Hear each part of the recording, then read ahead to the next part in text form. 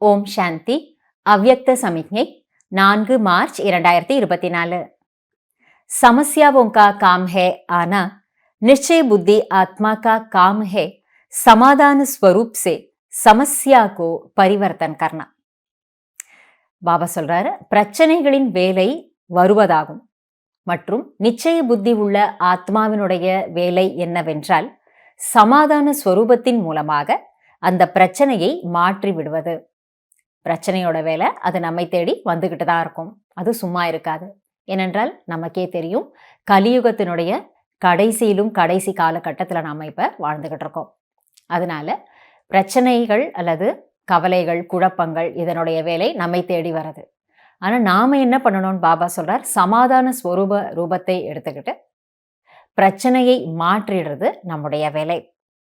App her பிராமण आत्मा ने ब्राह्मण जन्म लेते ही माया को चैलेंज किया है कि हम मायाजीत बनने वाले हैं.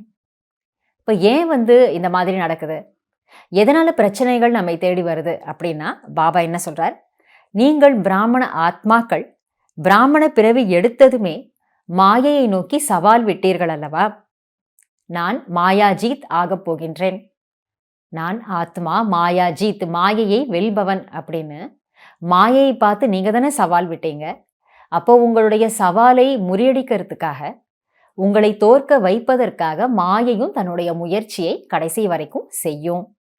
அதனால பாபா என்ன சொல்றார், பிராமண ஆத்மாக்களான நாம நம்முடைய ஸ்வமானத்துல நம்முடைய உறுதியான நிலையில இருப்போம்.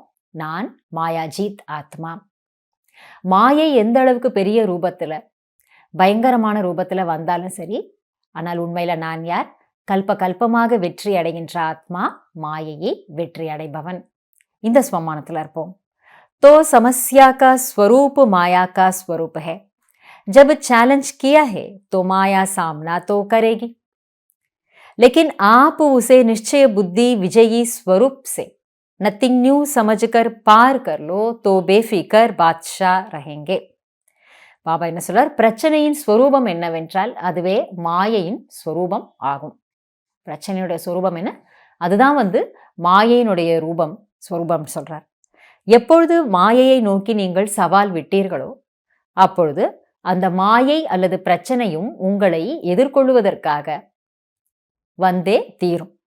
ஆனால் நீங்கள் தங்களுடைய நிச்சய புத்தி மற்றும் விஜயி ஆத்மா, வெற்றி பெறுகின்ற ஆத்மா நான் என்ற ஸ்வரூபத்தின் மூலமாக எதுவும் புதிதல்ல என்று புரிந்து கொண்டு அதை தாண்டி சென்று விடுங்கள். அப்போது நீங்கள் கவலையற்ற சக்கரவர்த்தியாக ஆகிவிடுவீர்கள்.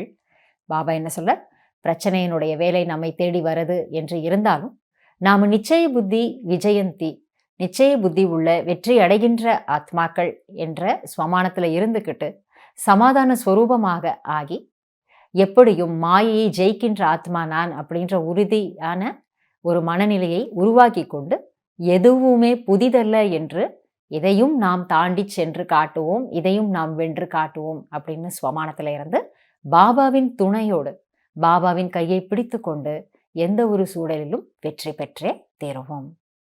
நன்றி பாபா. ஓம் சாந்தி.